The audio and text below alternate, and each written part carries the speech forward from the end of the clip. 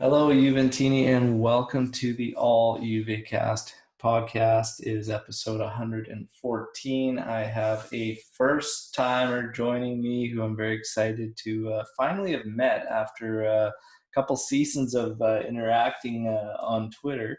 I have Farhan joining me for his first time on the podcast. Farhan, how are you doing? Yeah, I'm pretty good. Yeah, and I'm Adiyat on Twitter because that's like my nickname. So You yeah. But betcha. yeah, it's great to be here. Yeah, That's great. I wish it was a win that we could discuss. yeah, We've got yeah. a bit of a little bit of a stumble there on the road for Juventus with Crotone of all clubs, newly promoted. But we will break down the match, and we've got a lot of questions that came in from Twitter that will essentially guide this discussion because there's just a lot of questions surrounding Juventus right now. Real quick before we get into it all, just want to let everyone know that I got a big announcement coming up for the podcast, and we've got the Champions League match versus Dynamo Kiev coming up this week, and the podcast will be live after that match. So my guest and myself will be live, so you can actually interact with us while we are basically recording the podcast, and that'll just get all the questions, comments live right on the spot. So it's going to be really, really fun. So stay tuned for that. Make sure everybody takes part in that. The more, the better. But yeah, let's get to this. And before we get to this, we got tradition for first-time guests on the LUV cast, and it's finding out how they became fans of Juventus. And Farhan, if you don't Yeah. mind, I'd love to hear the story of how you became a Um, Juventino. so obviously it was 2003 match against Real Madrid, and I mean I saw some players who like would fight for every ball. I mean like they just don't give up, and then Buffon made the save penalty, which was like wow. And still now he's like my favorite player. People go after like attacking players, but for me my favorite player is Buffon. And then there was like obviously that Piero, then Nedved. I have that jersey at back from that Champions League campaign actually.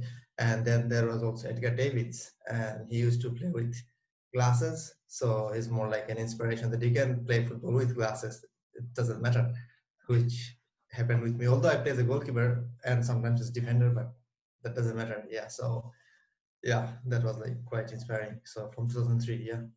That's great. Yeah, that 2003 club, definitely one of my favorites. I love the kits in the back. Both of those are two of my favorites. The 97, 98 that you have back there with Zidane. Yeah.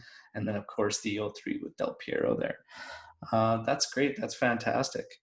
Um, let's get to the match. So Yeah, we saw the starting lineups, yeah, and we got to factor in that this was a newly promoted side, Crotone, that we were playing. They haven't got a point in their first three matches coming into this match against Juventus. We know Juventus really hadn't played for an extended period of time, not only because international break, but we had Napoli not show up Napoli game, for yeah. that match. So we actually hadn't played until that hard fought draw, undeserving draw against Roma, where we fell down a man. So it was going to be interesting, and notoriously for the past several seasons, coming out of this international break, Juve's always been slow in the match prior to the international break and the one after. So when I put my preview and prediction video out, and I only called for a 2-0 victory over Crotone, I had a couple fans that were saying, come on, we're going to score more than two against Crotone and whatnot. And I said, well, the international break, we just notoriously have not been in there, and you've got a team that's under construction yet again, just as we were last year when we brought in Sarri. So we get the lineup for this one, and we had Buffon in net. You have Danilo, Bonucci, and Demiral as your three center backs. Then you have Frabotta, you've got Chiesa, you've got Bentancur, Arthur, Portanova and Kulusevski and Morata. Now, the way it was listed showed that it was going to be a 3-4-2-1, which is now a bit different of a variation that Pirlo has kind of deployed. So now you have another kind of variation there. And I criticized Pirlo going into Roma because, there was Quadrado on the left side and he's just trying things. And I know he hasn't had a preseason to really be able to experiment comfortably without actual points, league points on the line. But I think I just think 3-5-2's got to be solidified. I think this 3-4-2-1, the way it played, we could see some gaps and some changes, and he might be tweaking a little too much. But regardless, seeing this lineup, Crotone, they've scored 2 goals in 3 games. We should win. We should have won comfortably. I still saw my 2-0 prediction as being safe. Maybe Crotone finds one, but I was comfortable. What were your thoughts on the lineup, Farhan? And what was your prediction for this match? And how did you think it would play out when you saw this? Mine was like at the I didn't I think it was 2-1. Yeah, I felt like 2-1 because I felt like we would concede one. So Yeah. it was 2-1. And with the formation, like I think Portanova, I mean, I don't know, like, do you really need him at that? Because we win the league based on taking every points on the way. It's not like giving away points to underdogs. And I felt like we are not, I mean, hungry enough for the possession. We gave Crotone too much possession for some reason, which was like not Pirlo-like, because he kept saying that we should be taking positions. And another thing is when we play with 3 in the back, then we generally have 2 central midfielders. And Arthur, I think he played well because he never got dispossessed. He always kept the ball at his feet. And Bentancur, we also know last season he was our best midfielder. So Bentancur, yeah. But we need that energy, someone who should like run all over the field. We are missing that when we play like 3 in the back, because we play like 2 wing backs on 2 sides. So it's just 2 central midfielders, and you control the game with central midfielders. Yeah. Well, we'll get to performances and all that. We're going to recap the match, but you essentially still felt comfortable 2-1 victory. Your prediction with this lineup, Yeah, there was nothing out of the ordinary out of this lineup that yeah. Obviously stuck there with was you. something. Yeah, You obviously felt there was fine. something out Okay. of the ordinary. Yeah. Okay. So yeah, I mean, we still all felt comfortable. We were going to pull off this victory, and it should have been, Yeah. regardless of formations, players, Formation whatnot. or 10 Um, man. Yeah. So let's get to the match. Yeah. So it starts off, it kicks off, and we get a little bit of a warning shot from Crotone only a couple minutes in. Yeah. Exactly. Simi Yeah. seems to find some space, and uh, yeah, luckily the shot was weak and wide, but a little bit of concerns at again positionally. The positional awareness, which has been something that I talked about a lot against Roma, where it was pretty sloppy and just wasn't cohesive between the defense and the midfield, and just a lot of space given. And that was really quick. We're talking a couple minutes into this match. The match goes on, and in these first opening sectors, you could see that Juve just didn't look quite switched on. We had a couple guys early on where you could see they were just trying to do a little too much. They were getting dispossessed.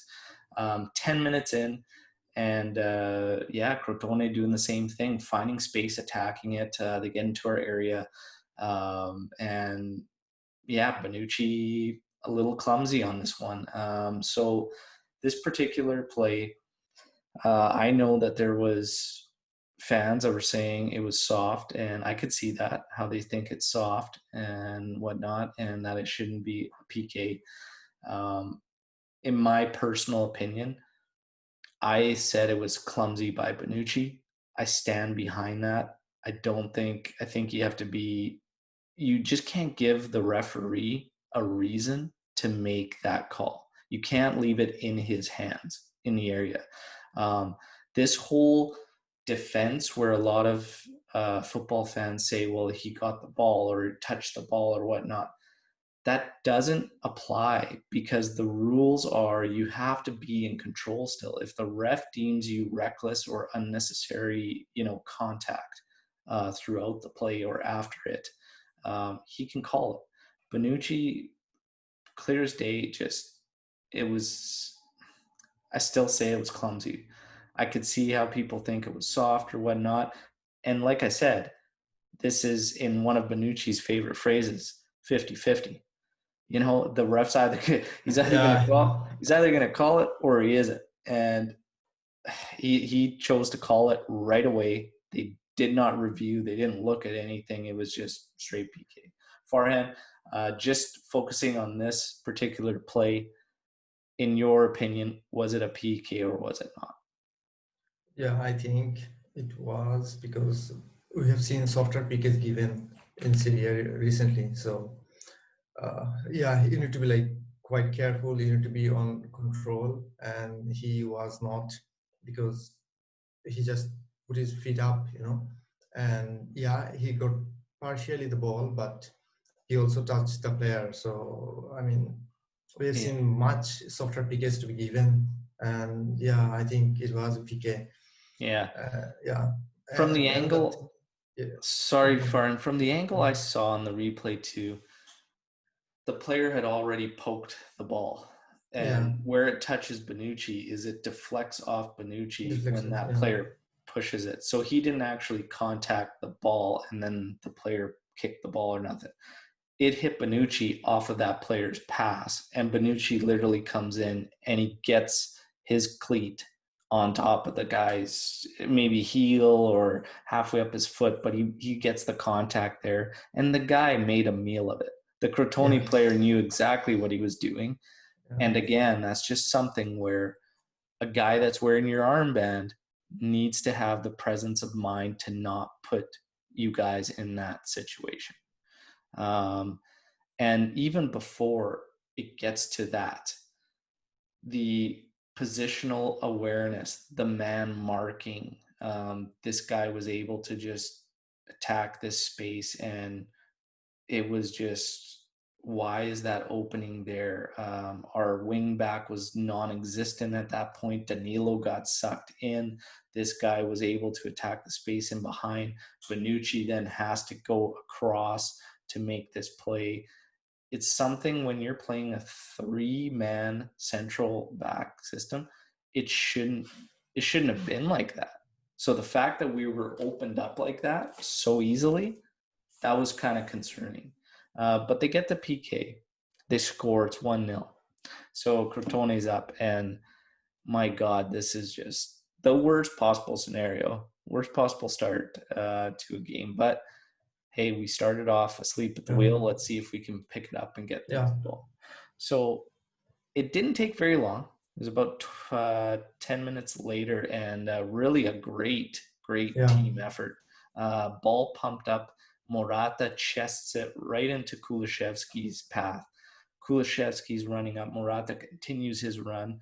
He finds a great through ball to Chiesa, who has got great speed and was attacking the space.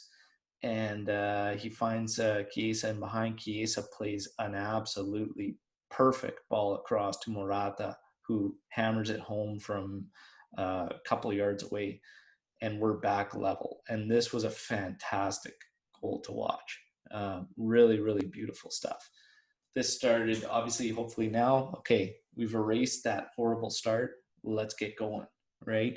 But honestly, there wasn't a whole lot of bite. Juventus picked up the play as far as possession goes, um, but there wasn't a whole lot of bite to us. And Crotone continued to look kind of dangerous on counters, and they were able to easily find pockets of space in the corners, stretching out our defensive end, mostly on the our right Danilo's side side, because yeah.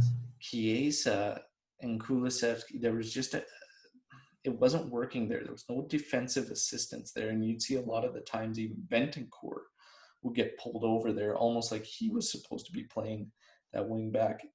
It just wasn't working. Positionally, this was a mess, and it honestly, like so many times, I saw what was frustrating me is, and this continued throughout the whole game. You would see players chasing the ball, and you would see a number. You would see like sometimes three Juventini around a ball, and that player would move the ball, and then they'd have a ton of space to just spread out and go. And I just kept thinking, why are we continually just ball watching and chasing this ball and like stay on your men, like have the structure? And we just lacked structure, especially positionally, even in the attack, in the offensive. Like you couldn't really determine who was playing where and what their role was because it was so scattered. Chiesa and Kulisevsky, for the most part, did well, but they were bunched up a lot and they were both occupying the same space a lot of the time. Portanova couldn't really figure out.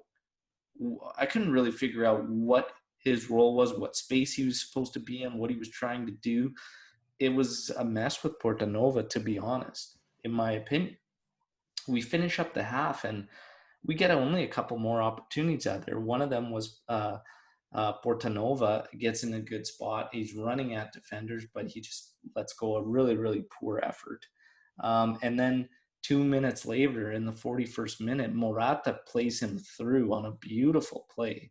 Um, Morata with a perfect pass. And Portanova, the only thing he does is turn and rifle it right at the keeper instead of having that finishing instinct to try to go far post. Um, but it is what it is. Those were our opportunities. It did get better towards the end of the first half, so it kind of left you with some hope. Okay, let's turn it on. Maybe Pirlo can make some changes at halftime. But at halftime, this is where we're at. It's 1-1. I was pretty frustrated for the most part, mainly because I saw a lack of energy.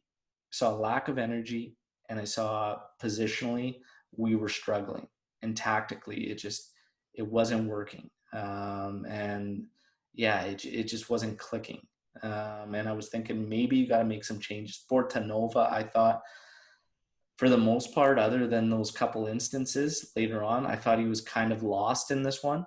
I thought, in my opinion, at half, maybe you take him out, maybe you get Rabiot back in there, and you just solidify those three midfielders. Um, I thought Arthur, for how good he was on the ball, I thought he held on to it too long, too often.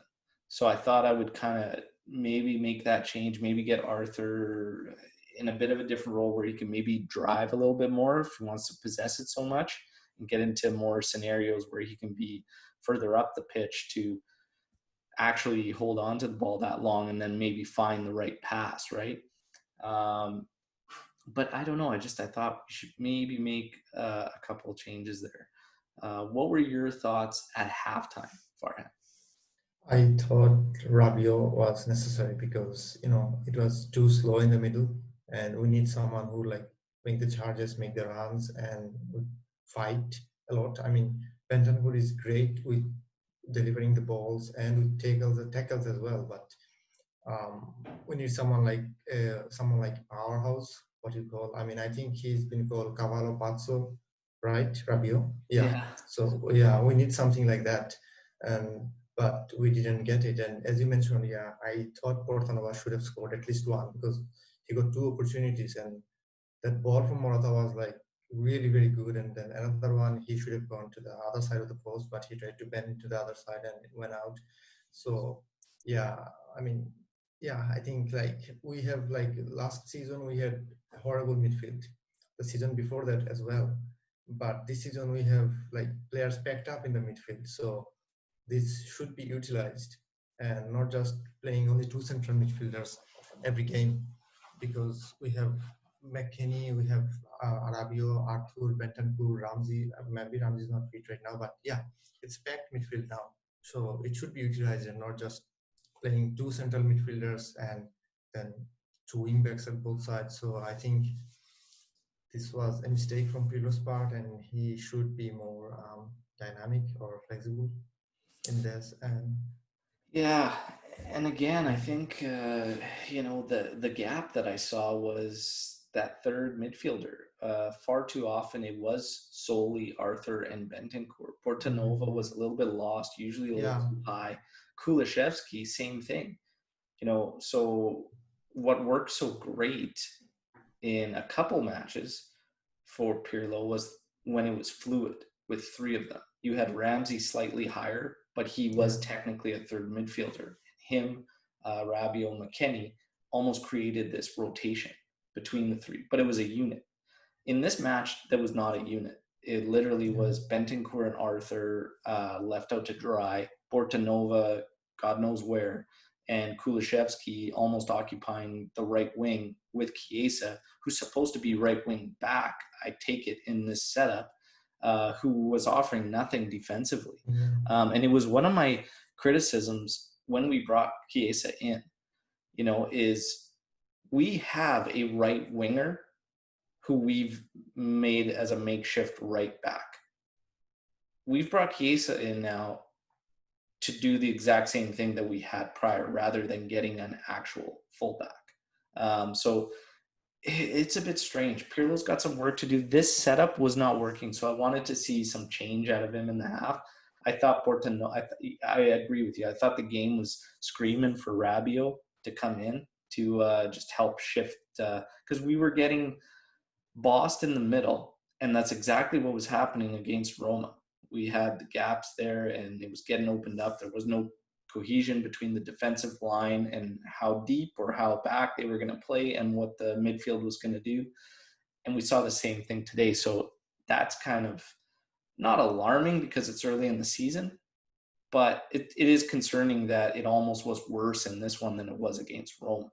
Uh, yeah, so that's one of the things. But yeah, agree with your points. We go through the second half here, and we actually kicked off the second half pretty promising because we went straight at Crotone. There was an opportunity for a volley, which Bentancur hit very, very well.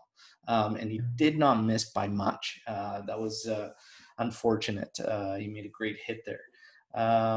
Shortly after that, in the 54th minute, though, Sigarini, of all players, comes up the pitch and actually has an opportunity that goes just wide.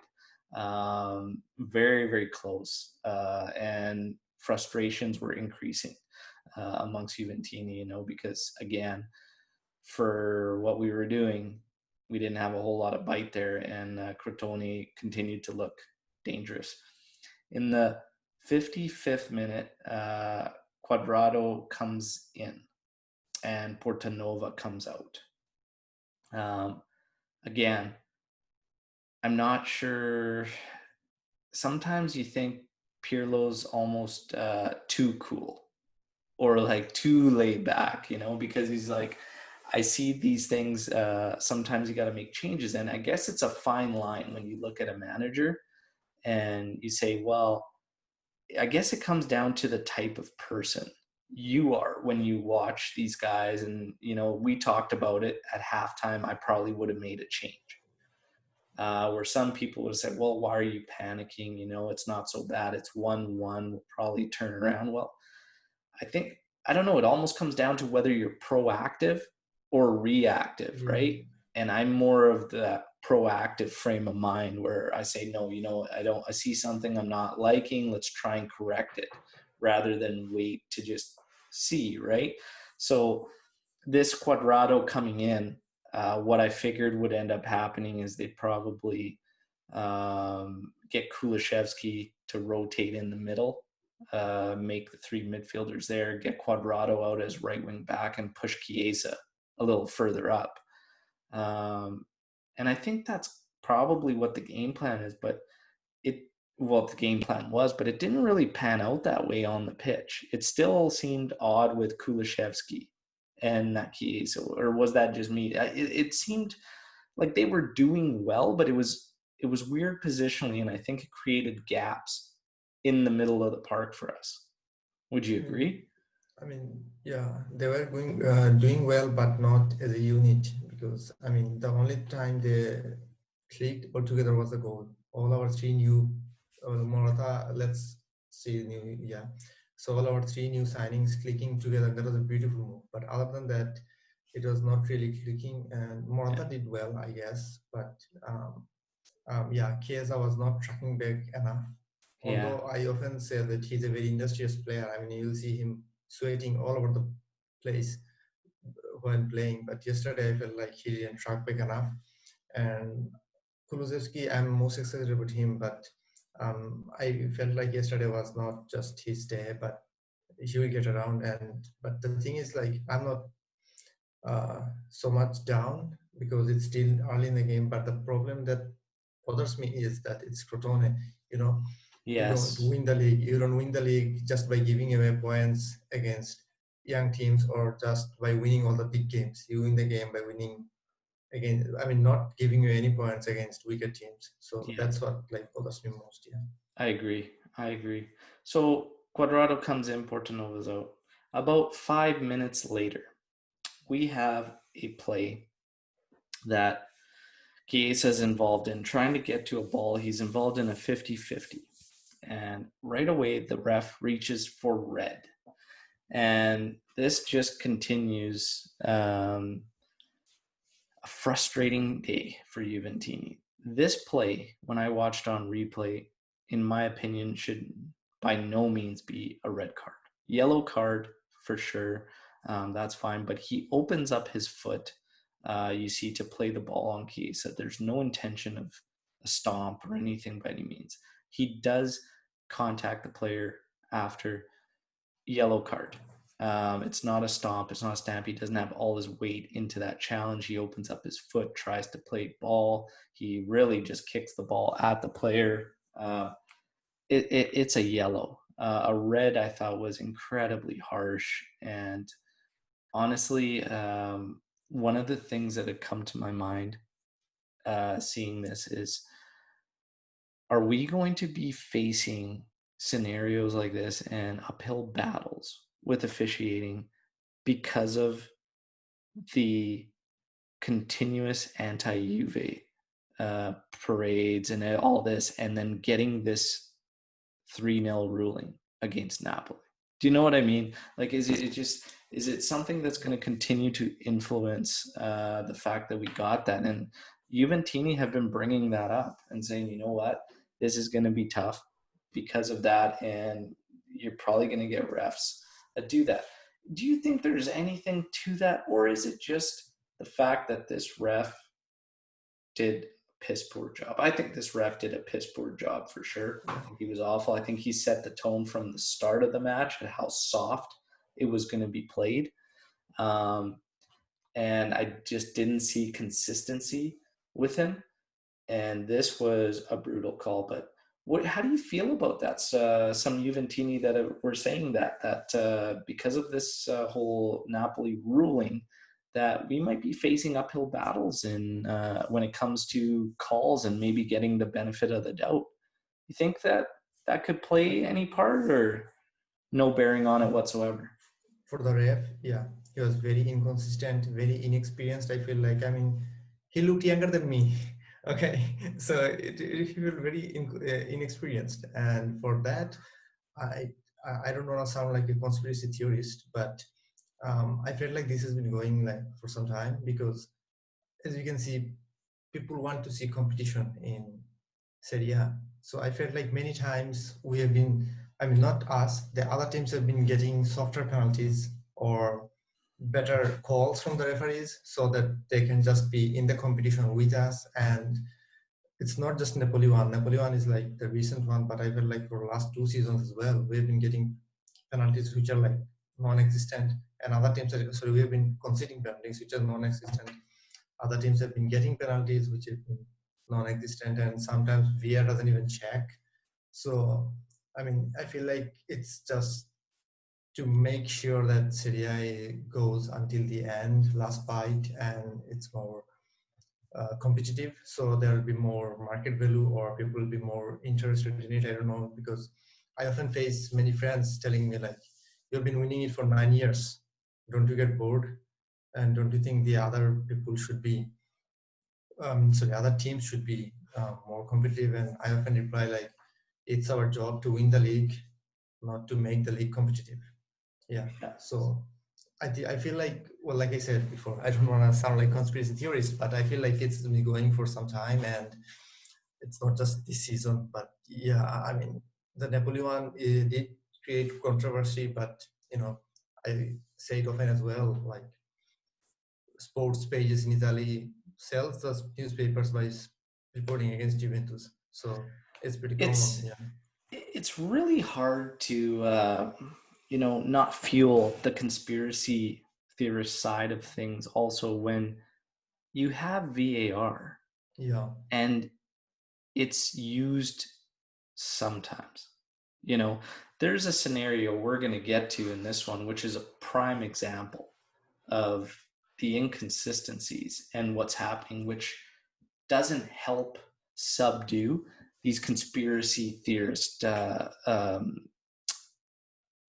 processes or ways of thinking. Whatnot. We'll talk about this, but the case I read very, very harsh. No review, no VR, no nothing.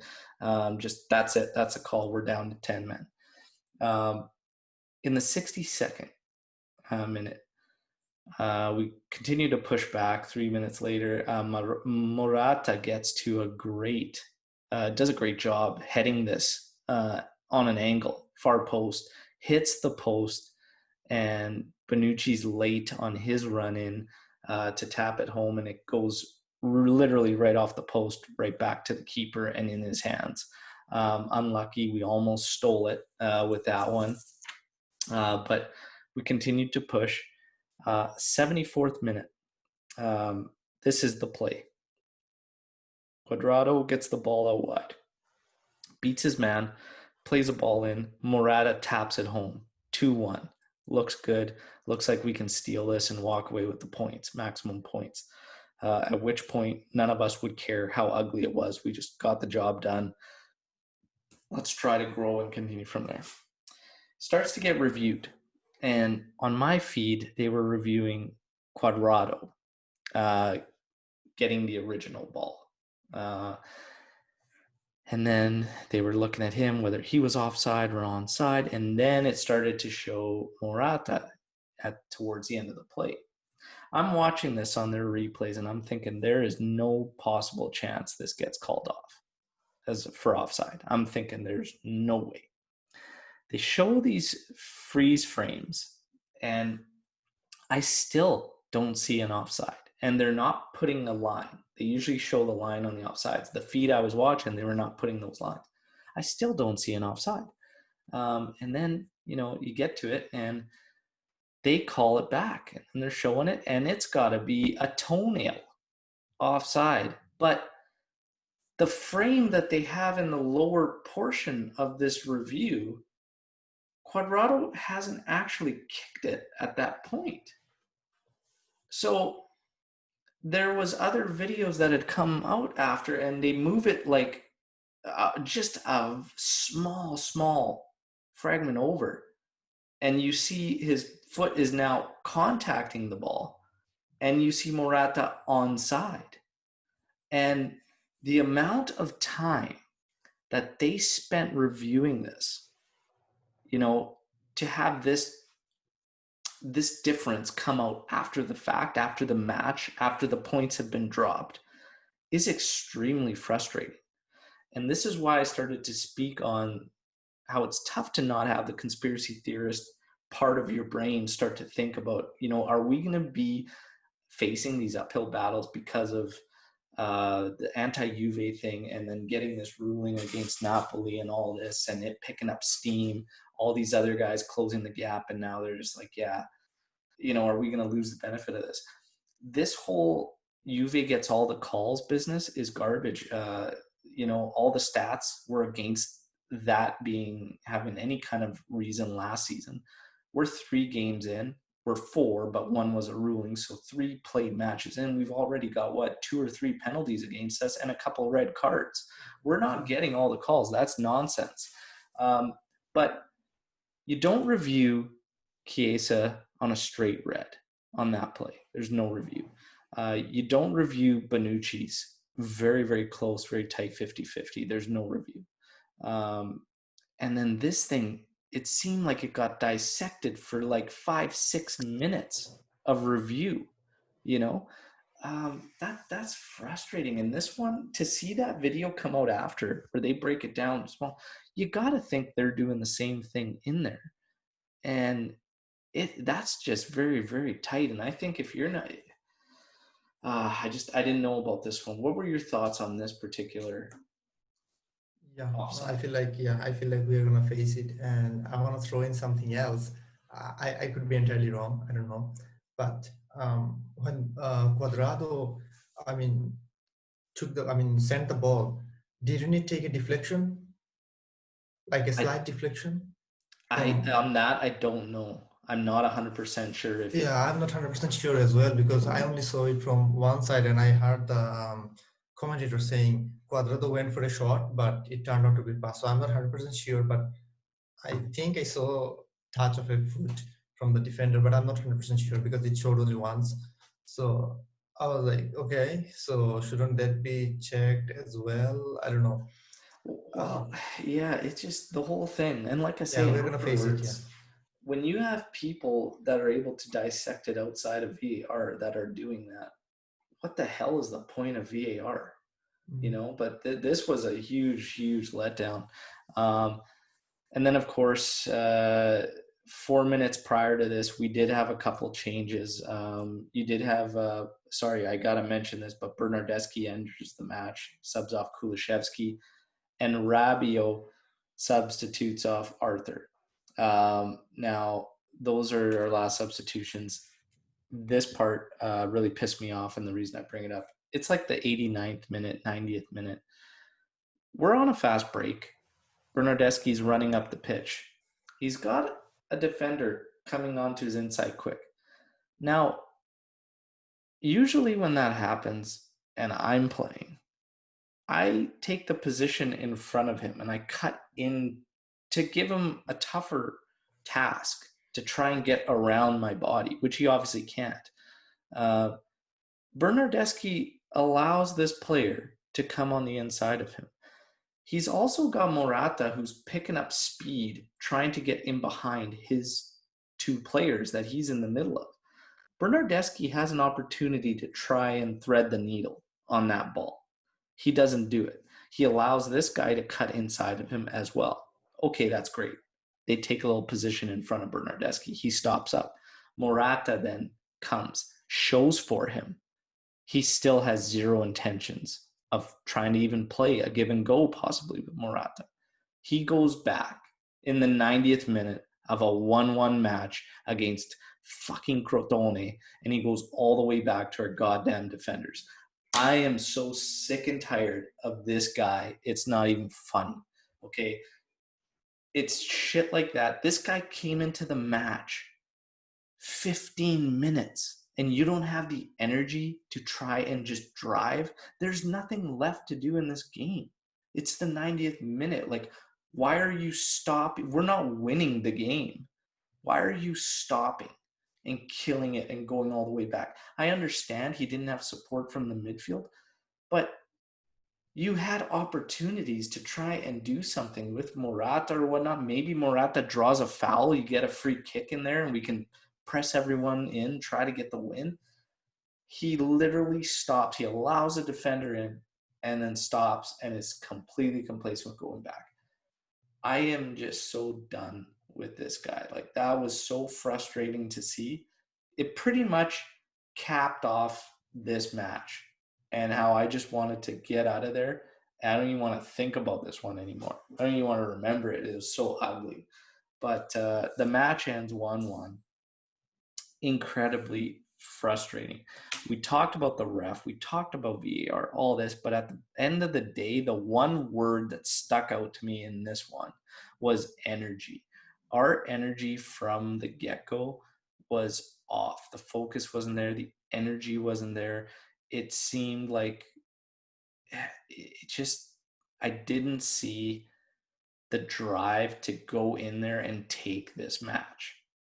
take it over, get the job done. It was a mess from everything, positionally, energy, drive, attitude. This was the worst showing so far for Pirlo.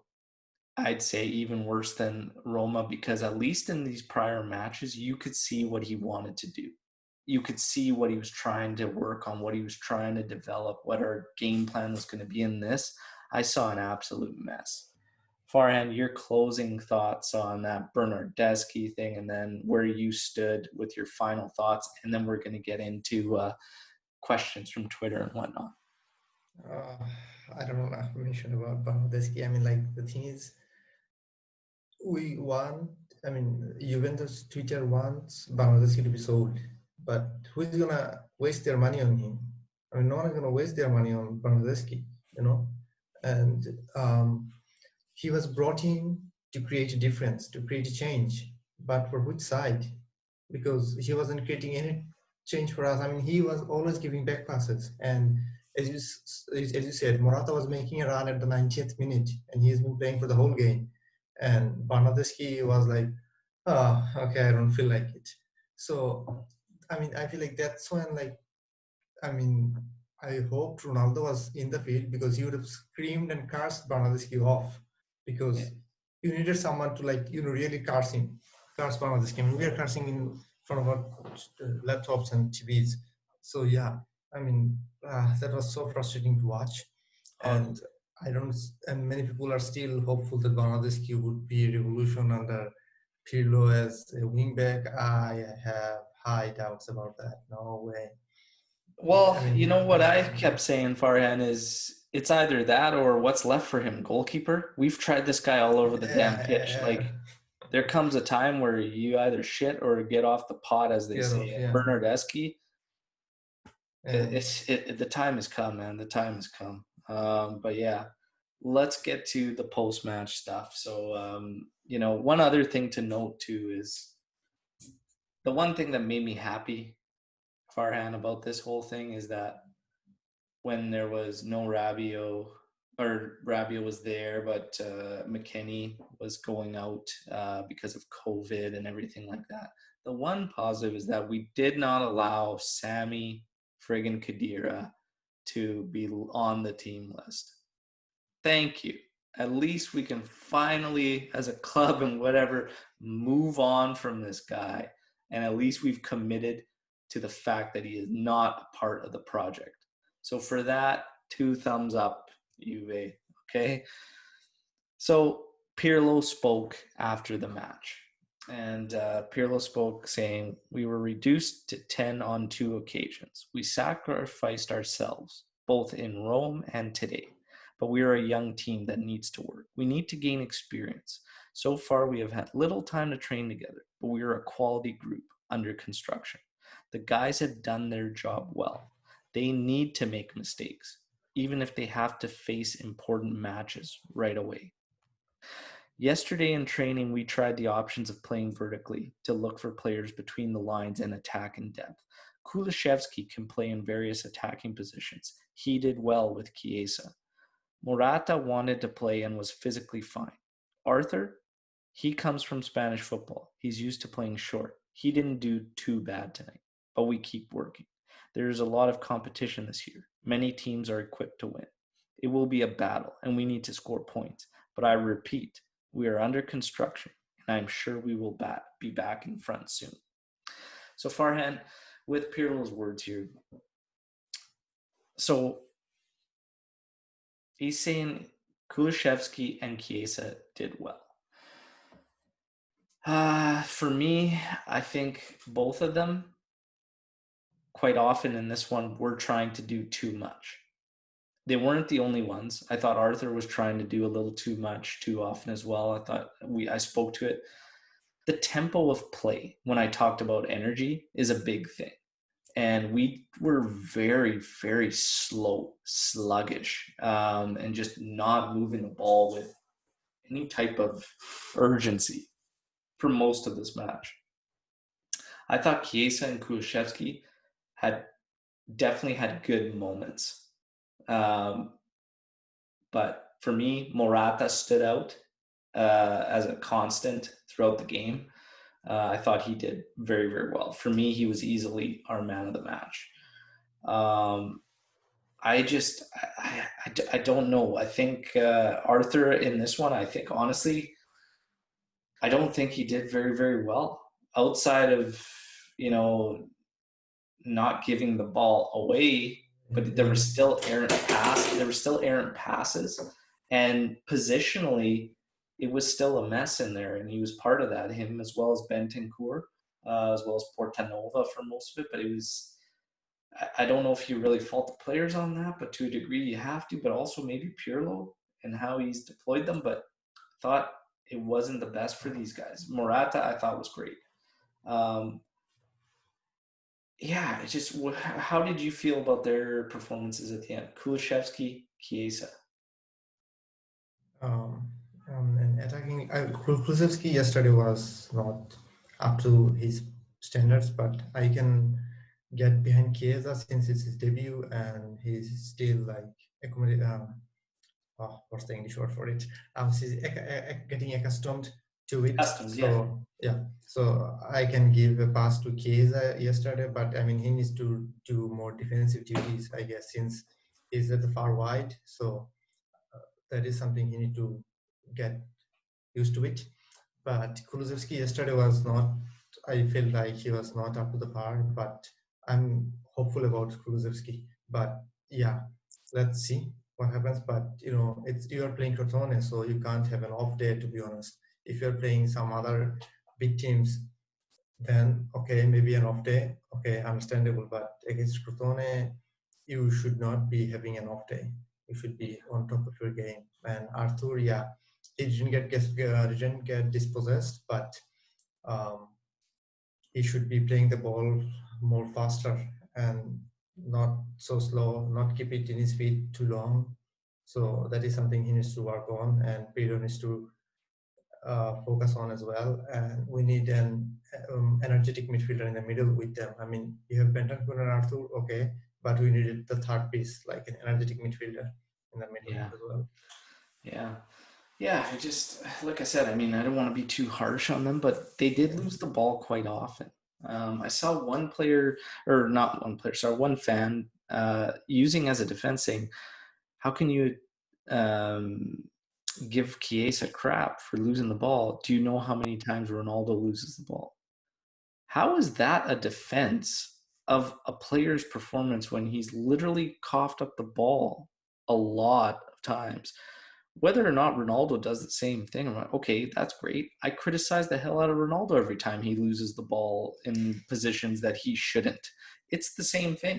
It doesn't make it right because Ronaldo does it a bunch too. Like, what are we saying here? It's okay to continuously cough up the ball. Chiesa gave up the ball a lot. He made quite a few incorrect decisions, as well as Kulusevski, as well as a lot of the times they were bunched up. But the biggest thing I saw was the lack of defensive support from there. And I don't know if that came from Pirlo or what was going on, but the right flank was a disaster when it came to defensively. This was, yeah, it was a tough one. I think my concern is that Pirlo didn't speak to how easily we've given up space in 2 straight matches and how our midfield has been stretched. That's alarming considering when you play a 3 center back system, it's because you're trying to flood the midfield and get uh, essentially create tighter spaces for the opposition. How are we achieving the opposite? You know, that's what I want him to address. That's what I want him to speak to. What's going on in there? This was an absolute mess. And Portanova, Kulishevsky, like it was lost in there. And Arthur and Bentancur, for the most part of this match, were left hanging. Like they were just left hanging.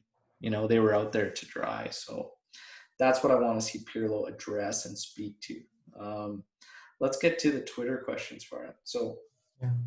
We're going to kick off with at Brute23, he will be a guest this season, but he's been with us on La Panquina, and there is a watch party we did for this Crotone match that will be coming out.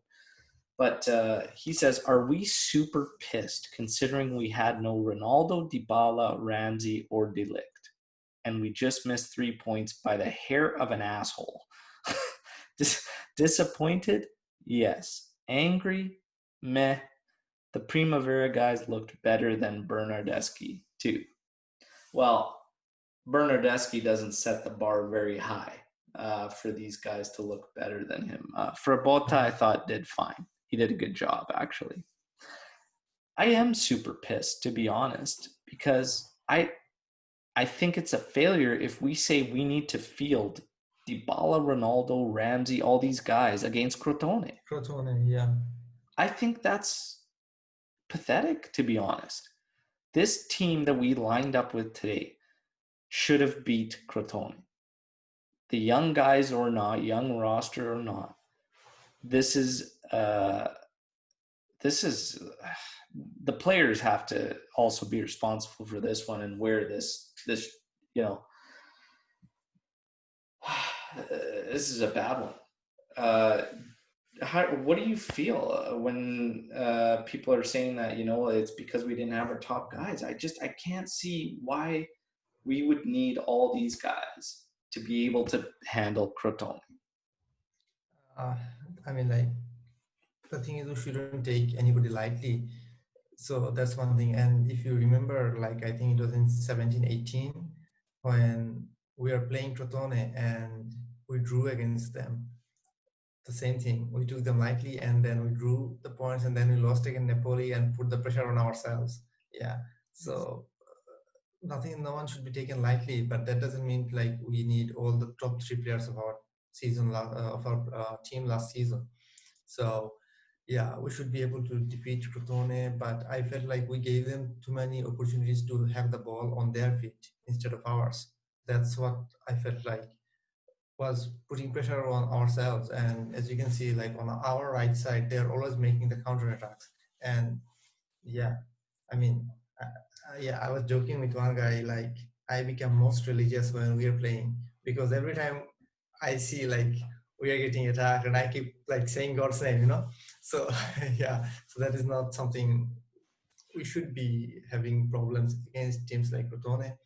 And the thing is, I feel like Pirlo is like still too much nostalgic. I mean, we as fans are nostalgic, yes, but he is still nostalgic because he played in a system when we started thriving with extreme and defense, but it's not Bonucci, Chiellini, and Barzagli now. I mean, we have Danilo instead of Barzagli, and Bonucci and Chiellini are like quite old, and Chiellini is not fit most of the time. So I think we should come out of that circle.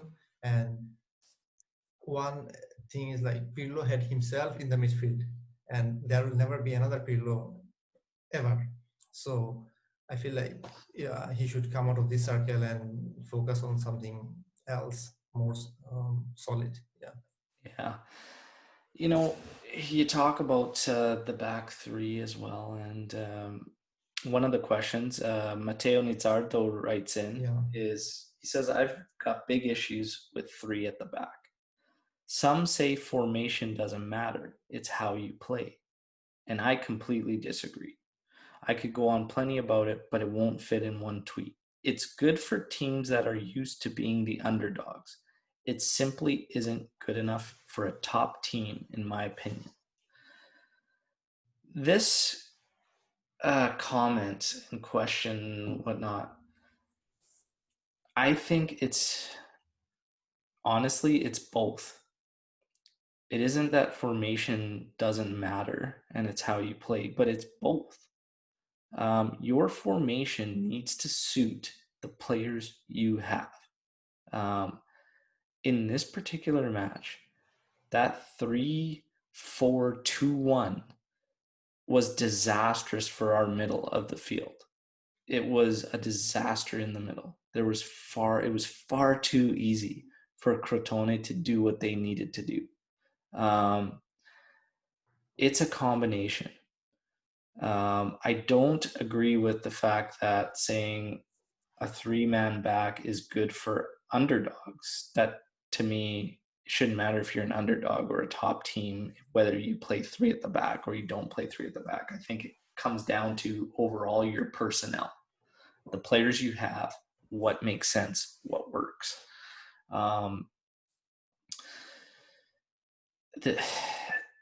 It's got to make sense. Are we, I guess the question that would come out of this, are we a team that should be playing three at the back right now?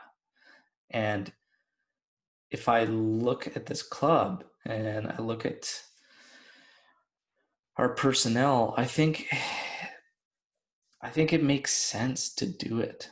I'm not against Pirlo going with this three center back system. I think once De Ligt comes back, it's actually going to be quite strong for us. My concern with the three at the back right now is not really the three at the back. It's what Pirlo's been experimenting with that hurts our midfield. So usually when, and I've been saying for a while, like when we were struggling in the 4-3-3, we need assistance in the mid. If we don't have the right guys, you got to flood the middle. Maybe we need to go to this three center back system.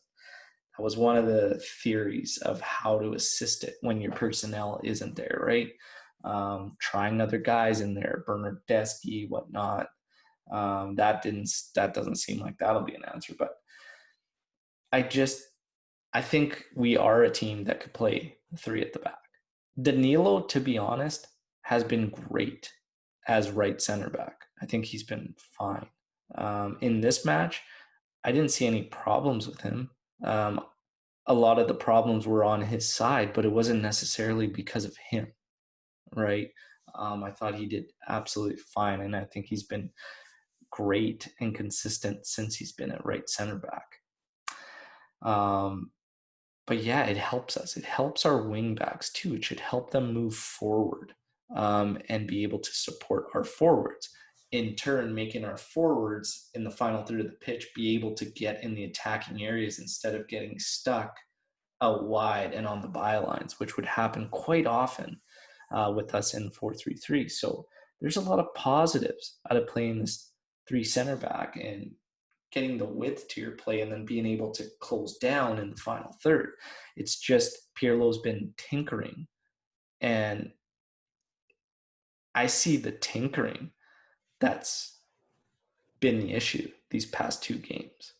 I think he's experimenting maybe a bit too much too early, and I understand it because you have fans that are arguing he has to experiment now while it's early on rather than later. But if you had something that was working or that looked good on the pitch, why not continue to like nourish that and grow it and just push that through? Like, you can have alternatives and stuff, but get that done in practices and let's get the points and get the progress going, get the confidence up, and then experiment, like that's just how I see it. But what are your thoughts? Like, should we not be playing the back three? Like, what do you think, Farhan, with this statement? The thing is, like, the main problem with back three is that then our midfield is vulnerable because we don't have enough firepower in the midfield when we are having three at the back. Yes, Danilo has been playing good, yes, but I think Pirlo should maybe think a bit more in the practice sessions and see what he can bring out with four at the back as well. And I kind of agree with a little bit with Mattheo's later statement, like it is good for the underdogs, because we saw like Leo defeated us, then Leo also defeated Manchester City. And I felt like, yeah, maybe he's correct from some extent, because when we began, we were seventh the season before, and then we went to three-man defense, and then we started to like repeating ourselves. And as you can say, like it's new, it's good when it's new, for which we felt like, and then also what Conte did with Chelsea, because in Premier League they never played with three-man defense. I don't I don't know if they did recently. So Conte first season he did excellent. Second season nothing, because once it was read by other teams, then it doesn't work anymore. And Conte still in three-man defense. He doesn't want to come out of his comfort zone. So that is, I think Pirlo probably should tinker a little bit more in training, in practice training sessions, so that we have flexibility in the team, and we can also move on with other options as well, and we can adapt with our players, and they can all click as work as a unit in the team. And yeah, and what you said about improving it, did you say like improving the three-man pattern? Yeah, this is something which reminded me of what Bruce Lee said once, like it's better to learn one punch and practice it 1,000 times than to learn 10 punches and practice 100 at a time. So Yes. And so that's yeah, kind of that what is, I'm thinking is just I think yeah, there's too much tinkering too early on. He yeah, had a good exhibition. Granted, it was Novara. We had a good yeah, start against Sampdoria. Sampdoria, yeah, And then it was experimenting with yeah, Roma. Now yeah, was a little more yeah. experimentation I with, mean, Cuadrado played in the left side against Roma, right? yeah, Yeah, I mean, which didn't make any sense to me at all, because he was playing well in the right side, and if it's not broken, then there is no point in like mending it, you I know. know. And this is And one of the things I talk about is just yeah, why do that? Why do that yeah, now? exactly. And it just go with what worked, what was Works, looked yeah, good, build that, get that locked in, and then you could try and tinker. I understand people that don't want to be tinkering when it's later on in the season, but if yeah, you've mastered something, if you've gotten a lot better at something, your team will have confidence in trying to do something and use it against the lower sides like this. But after you have it developed, after it's become second nature to your players, once they have it locked in, and that's the part I think it's a little bit too much tinkering, a little too yeah. soon. I That's mean, all. do it in the training sessions. Yeah, I But feel like, yeah, this underdog thing though, and I can't. The way I'm reading it, how you've explained it, Farhan, and what I think mm, Mateo's trying to get at, 3-5-2 does not mean you park the bus. It doesn't mean that you're no, no, parking the no, bus. And that's what I think that the misconception is. And that they say, okay, yeah, well, this is a defense system because you end up with a wall of 5 across the back when you're defending. No, again, this is why I say I don't think it's just solely formation and it's not just how you play. It's a part of both. You can play whatever formation you want. You can make it defensive if you want, or you can make it offensive. The truth is, you want balance. 3-5-2 actually gives you a good balance. It also gives you gives you a good ability to counterattack if done properly. This 3-4-2-1 that we saw against Crotone was an absolute mess. And it was lost. And there was no structure. There was no structure positionally. When you spend 15 to 20 minutes trying to figure out where a guy's actually playing, that should tell you something. That it's not working. And I did that with a couple players in 15 minutes, the opening 15 minutes of this match.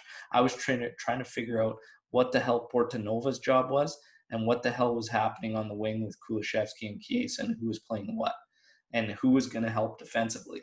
Um, and when you're asking those questions, there's something going on. And that doesn't come down to the formation or anything. That comes down to the tactical positioning and coaching. Yeah. So am I going to go off on Pirlo? No, by any means. But it still needs to be addressed. Yeah. Juve Loco writes in, do you think Pep or even Mourinho would still be interested in Bonucci? Hashtag Bonucci out, hashtag reptiles out. Look, when it comes to Bonucci, I've been saying for a bit here that with what Pirlo wants to achieve, the ball movement needs to be at the back. You can't have all three killers at the back.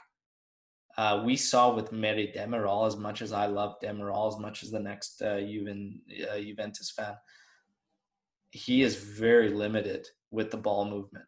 And that was at display versus Crotone. Okay. If you had Demiral, Chiellini, and what you want to put De Ligt out there, I think your ball movement would suffer. It's a lineup that many Juventini are throwing out there. If we're going to play three at the back, put De Ligt, Chiellini, Demiral. I just see the ball movement side of the game really, really struggle. And it's nice to have that ability at the back. But in the same token, it is getting harder and harder to solely defend having Bonucci out there because of that ability. It's becoming really hard to do. And this PK, again, whether you think it's soft or whatever, he put it in the referee's hands in a situation where, in my opinion, he didn't need to be that clumsy and he needed to be better and sharper. He continues to make errors, but the errors are starting to cost us almost all the time. So it's getting really, really hard to defend just that ability from him at the back. I want to get your thoughts, Farhan, real quick on Bonucci. And first of all, to Juve logo, as a student of ecosystem, he is saying reptiles out is very offended to me. It's made me very offended, and and yeah, I mean like Demiral is more like the powerhouse, and Bonucci. I mean some of his defensive um, showcases, like he's keeps spinning like a fidget spinner. I mean, what is that? I mean, what kind of move is that? I mean, yeah, and I mean, last against Roma, we are lucky that Chesney made a great save against Mkhitaryan. Yeah, otherwise they would have gone up 2-0, And yeah, I mean, just because of that ability, Bonucci, yeah, I don't think, yeah, we need the ball movement, but I feel like maybe De Ligt will do it okay once he settles in, because I mean, Bonucci goes like, aerially, De Ligt is not that good aerially, but in ball distribution, of course, but he can make through passes quite well, and I feel like De Ligt will be okay. And he's a far better. He's a far better defender than Bonucci. And yeah, many people often say Chiellini and Barzali, like they always shadowed Bonucci's errors beforehand, and that's not entirely true as well, because Bonucci had learned I think 3 really good seasons for us as well. But I think now his time is up, and especially he's not the man we would love to watch as captain. No. Yeah, I agree. It's again, yeah, it's just tough to defend that ability when you suffer defensively, which is the main objective of your center backs first and foremost. So it's just getting harder and harder to defend. We got 2 questions and comments regarding VAR. One from James Martino and one from TLM. James Martino writes in, "We have the VAR showing the fraction of offside, but were they true PK and red cards?" Well, we talked about that already and we covered it, that I think the PK was 50-50. I could see it being not called. I could see it being called. I think that's just ref's discretion there. Strange that they didn't look at it at least, but the red card, harsh, very, very harsh. Should have had a look for sure. Can I add one thing with that? Yes. Yeah. Yes. Okay. So the VR thing. I mean, last season we had 2 VR decisions going against us. One, there was no connection in the VR. I mean, the referee went and there was no connection, and he just gave the decision against us. Another time, I mean, I saw like a tweet, and the referee was saying, "I can't see a fucking thing," because it was, I guess, what was happening, because of the shadow from the stadium. But the decision went against us. Then VR is there because you need to be absolute certain, and the decision went against us like without even seeing the VR properly. So in that case, VR is like, then I am for VR because I think like it should be there, so there is more transparency. But this doesn't show transparency, and And again, like we talked about the conspiracy theories before, because the league is trying to make it more competitive by giving decisions against us or something. Yeah, so that is something I needed to add, because there should Yeah, be transparency. Yeah. absolutely. Absolutely, I agree. There should be a time limit, TLM writes in, on VAR, in my opinion. If it takes longer than 2 minutes to make a decision, then call it on the pitch, and that call on the pitch should stand. That's my take on VAR. Maybe you guys could share yours. I don't necessarily know if the time limit is really is it gonna change things? Is it gonna help things? I mean, I find it hard to believe, like I said, this particular scenario with this Morata goal, that you could have videos that come out after the match and the result has been given and everything that show you that there's doubts in what was the outcome. That's what VAR is supposed to eliminate. It's supposed to eliminate all doubts, but it's actually creating doubts as well. That's the problem with it. It needs to eliminate them, but it isn't. And there's no consistency on what it's being used for, which also creates issues. I don't necessarily think time limit changes anything. In my opinion, I think it just needs to be more clear cut, needs to get rid of the gray areas. And yeah, I don't know. I do understand how the longer it takes, the more frustration comes out of it. And then when you see that there's still doubts after, yeah, that's going to piss everybody off. But your thoughts on any kind of time limit, Farhan? I guess that puts more pressure on the referee instead. Yeah, Yeah, because yeah, then he'll be against the clock. So I guess maybe no, VR is there to like make everything clear. But although we still have like many controversies with VR and with time limit, it will be way more pressuring on the referees. So maybe not. Maybe that's not the best yeah, thing to do. Yeah. yeah. It's a tough one. I mean, like I said, the biggest thing its job is to get rid of the gray area, but that's not Mm. happening. It needs to be consistent, it needs to be better, it needs to be clear. Um, Luca writes in a very, very good one, but it's dispute either an aged and unmotivated slash boring squad under Sarri or young and uncertain slash dramatic squad under Pirlo. Oh, well, I mean, for me, it's easily young and uncertain dramatic squad under Pirlo. I would take that any day under what I saw with Sarri, and the main reason is at least Pirlo has the players on his side. Um, Sarri did not. And anytime you have that kind of tension or just failure to have the people below you on your side is never a good thing if you're a manager. He didn't have the players on his side. You could see there was a clear point in that season where it looked like he was just naming lineups, and it was done. So Pirlo, at least he has the players on his side. We have seen glimpses early in the first couple matches. I thought it was good that you could see what Pirlo was trying to accomplish and that the players were reacting. That was the biggest thing, the reaction. He's getting reactions. He just needs to stop tinkering. And I think the biggest question I had of him the whole time with the lack of experience was, how's he going to manage in the moment? How is he going to make adjustments?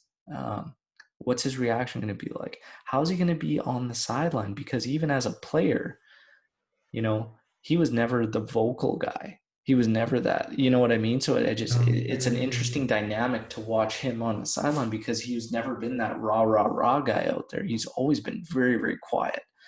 Even to think of him as a prankster and a jokester that you read about in his book, his Yeah. biography, it almost you can't. It's hard to picture him as Imagine. that Yeah. because of how he was on the field. So even this coaching thing and everything, for me, it's a no-brainer, and I pick Pirlo's side, young, raw, and dramatic, whatever you want to call it, uncertain. I still pick that because he has them on his side. Farhan, Your thoughts on this? Yeah, I answered him. I can see like good question. I still wanted Sari to stay one more season because I wanted to Pirlo to have the experience. That's why I thought like firing Sari was more like a uh, how do you say it? Like more like covering up the failure of our white collar guys. But I wanted Pirlo to have one more experience, but I'll still go with his number two, option number two, which is like young players and more dramatic squad under Pirlo. But yeah, there should be a specific plan from Pirlo because, like as you said, we always saw Pirlo or watched Pirlo like as a very calm, collected guy. And like he keeps saying that he played PlayStation and won the World Cup. Yeah, so like yeah, we want Pirlo to be a bit, maybe we don't picture him to be more vocal, but maybe he will be. But yeah, I still feel like Sari was made the fall guy, and I don't want to see Pirlo being the fall guy. And some people start losing their mind about Pirlo because he's not the person we should be like blaming for anything. To be honest. Yeah, yeah. I mean, it's tough to say. I've been saying this for a bit that I feel like even making the move and bringing Pirlo in is the club's way of relieving pressure that they've set on themselves and the presence that they put on themselves about this Champions League thing. When we're 2 years out from when we signed Ronaldo and they said it's no longer a dream to win Champions League, it's an objective. And 2 days ago, Agnelli at a press conference says our objective is Scudetto, Coppa Italia, Supercoppa. We will try to win Champions League. Well, 2 years ago, you told all of us, including your team and players, that the objective is Champions League. And now it's just like they're surrendering to the business decisions they've made and realize where they are. And now it's trying to play off. We're going to try. And I can't help but feel like this is a perfect scapegoat for them, that the fact that they brought in Pirlo, nobody can really attack them for it because everybody loves Andrea Pirlo for what he did for Juventus and his time with us. So I really, really hope he's not any type of scapegoat. I hope it goes well. Pirlo will always have my support, but or any manager for any means. I even supported Sarri, but you, my friend, I don't know if you're a sucker for punishment or whatnot. If you wanted another year of Sarri, that's I can't say the same for myself. But nonetheless, let's continue on here. We're going to do a couple more questions and then we're wrapping up here. But H&M FC writes, has Pirlo revealed any tactical pattern, in your opinion, in his short tenure so far?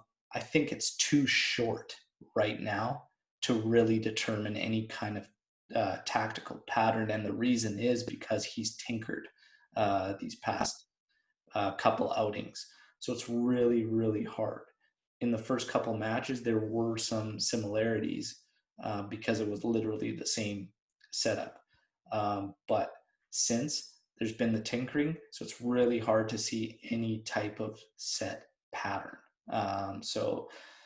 Yeah, it is a really, really hard one to get into. Is there anything you would notice as far as any type of pattern, Farhan? I saw patterns in the first couple of matches of how the wing backs were going to be used. And I thought it was effective. I thought we were getting to the byline, the dangerous part to cross in quite consistently in the first couple of matches. It's since faded, but like I said, there was some tinkering, right? But it did look like he wanted his forwards to be in the strike zone where they needed to be in that area, and the fullbacks were going to close off the flanks, and it looked like we were going to play a high defensive line, which was great.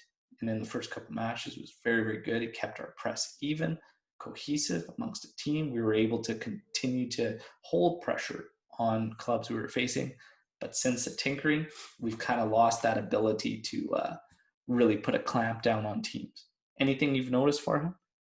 You covered up almost everything, and it's only been like three games. And first two games we had a plan. I felt like, and although I was not happy with Quadro playing on the left, but yes, at least we had some plans. But yesterday it was more like because it's been a very long gap. Last we played, maybe I think 3 weeks ago. So yesterday's performance, yeah, I'm not happy with it, but okay, this, shit happens. Yeah. Yeah. So Rami Sophie writes in, I know there's no chance, but wonder what it would take to bench Bonucci. Delict, Demiral, Chiellini should be starting ahead of him. We've kind of covered that. Yeah. Rami, I don't know if Bonucci's going to be benched. It's almost like maybe a bias that Pirlo would have in there because what you spoke about, the nostalgia, right, Farhan, and just this belief that he has to have this guy in his system and he might not know it until he actually steps out of there of what he could possibly have. So that would be a tinkering I could get behind if Pirlo was going to tinker.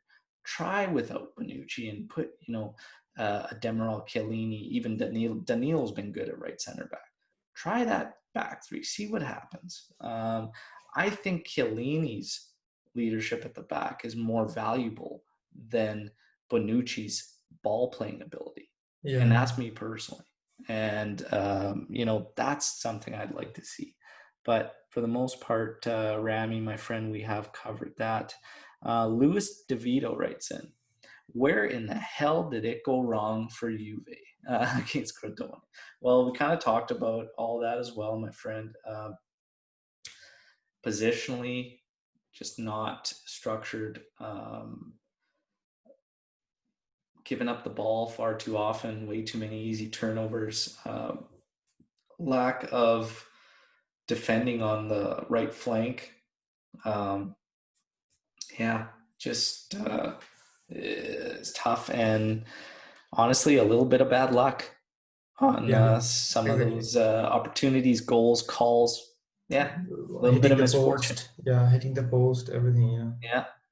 The Bat Mad, he writes in, or she, as bad as we have played tonight, it's not the worst showing. Considering the absentees and the fact with just a speck of luck, we might have actually won the game, something we've seen before with Allegri and Sarri. Bad game, but still win. It sucks, but it's not the end of times. No, it's not the end of times. It's just, again, it's frustrating because, as Farhan mentioned earlier in this podcast, these are the points that kill you in the race. It's these points when you surrender to a newly promoted side that are the big points you're going to need come the end of the season. That's really what it comes down to. When you get these types of matches, these are the ones you want to lock in. You don't want to be surrendering these points. So is it the end of times? Absolutely not. Is it frustrating as all hell? Yes, very much so. Lalo, he writes in, man, venting is too early in my opinion. We had to plug in some random pieces. Could have been better, but we just couldn't click. Yes, the ref was all over the place, but we played terrible regardless. Lots of calcio left, and I'm pacing myself. We made Crotone look better than they actually are. Yep, and that's the frustrating part of it, that we literally made a newly promoted side look very, very good. That's the frustrating part. Last but certainly not least, AJ writes in, what should Juve do if everything goes completely wrong with Pirlo? This is scary to think about, and it's very, very hard to answer. But Farhan, I'm going to give you the reins on this one to kick us off with what happens if everything goes completely sideways with Pirlo. I have no idea because who are the options right now? I mean, Guardiola, you are not gonna like signing Guardiola is like signing Ronaldo. You have to spend a lot of money on him, because he's gonna demand players like who are like way above. And in these times where there are like even when there are like no spectators in the stadium, you can't afford that much right now. And then there is also some people also say Pochettino. The recent things Pochettino has won is OD Cups in pre-seasons and nothing else. So Pochettino is not an answer as well. And I don't know. And then there I saw the GIF of Allegri. I mean, like, I used to turn off the internet in my phone when I used to watch Juventus games But with the last season of Allegri, I used to cut vegetables so watching the Juventus games. So because it was so boring, it was like torture, you know.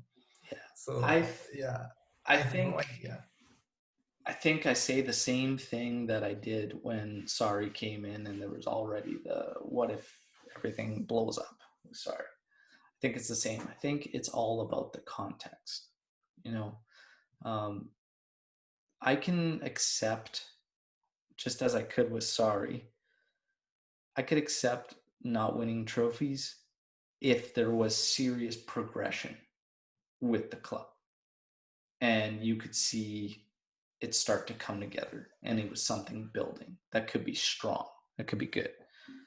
So if we were dropping points or losing, but it was very, very good performances, we were playing well, we were playing stronger, and we were building, I can accept that. But if Pirlo fails and everything goes sideways and it's a complete disaster and it's ugly on the pitch, there's no growth, there's no development. Like, it's tough. It's a tough one. You don't want to become the club that pulls the plug on every manager all the time and creates this carousel uh, at the position. But at the same time, it's very, very hard because you have to continue to hold the standards of where you need to be and what you expect. So there's a very, very fine line there. It's very, very tough. But again, I think the only thing you can go on is the context of how have we failed. It's one thing to lose trophies or whatnot, or even if the Scudetto run comes to an end. But man, if all of a sudden we're not even in a Champions League spot, if he can't get us to top 4, that's a big problem. Yeah. You know what I mean? Like if he I know can't I get have us been to that scenario. top, Yeah. if he can't get us to top 4 and lose Champions League, that's an absolute disaster. Like that is an absolute disaster. And then it gets really, really hard to say, man, he's got to stay. But how did we not get Champions League spot? Was it a couple points here and there? But we're playing very, very strong, and he's integrating these young guys like he has, and the team's really coming together. Maybe you keep the project together and you give him that second season. Bring in a couple more players that can help us, and you continue to go and give it another run. But it's hard to swallow that as a Juve fan because of the amount of success we've had over these past 9 years. The thought of not being in a Champions League spot is crazy. Crazy, yeah. Is it a possibility this season? It actually is. It's a possibility.